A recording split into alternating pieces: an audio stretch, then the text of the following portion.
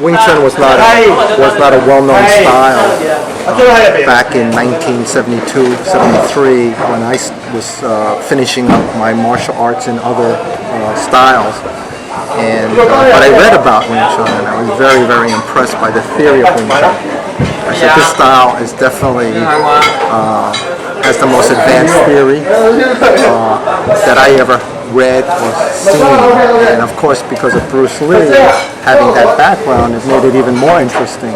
But at the time in New York there was no one really teaching Wing Tsun, or at least that had a reputation that you could say, oh, this guy really knows Wing Tsun or has good Wing Tsun.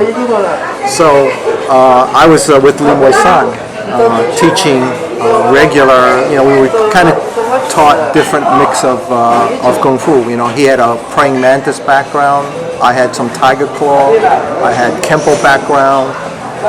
I sparred with all different kinds of styles whenever I could.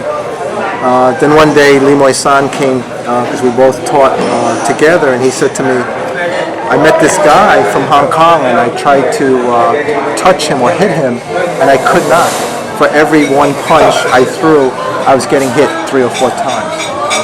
I said, how's that possible? How's that possible? Because this guy was unbelievable.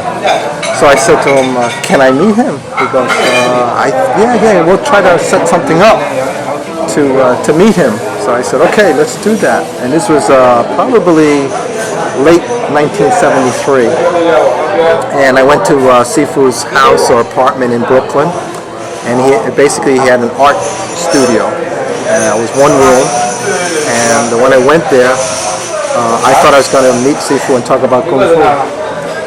My 2 hours or so conversation was all about artwork.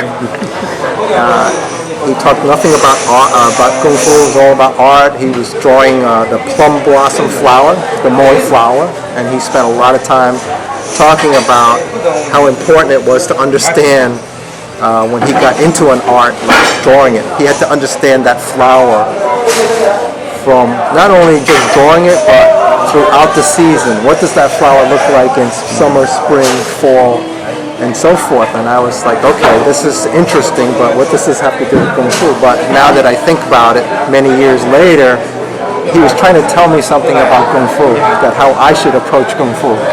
That I have to look at Kung Fu from all different angles, not just about fighting, not just about beating somebody, but all the details of Kung Fu.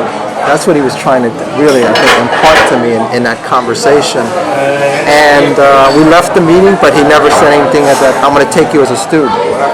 So when I left there, a couple of days later, I called up Lee Moy San and I said, hey, is Sifu going to accept me as a student? And he says, I think so, but he didn't say anything to me. So I was like, oh, I'm worried. I was like, is this going to happen? And sure enough, he told me, yes, meet Sifu at the place, bring a red envelope. And I learned, then I was accepted by Sifu actually on Chinese New Year's of 1974. So every Chinese New Year, I remember that's my anniversary for when I started my Wing Tsun.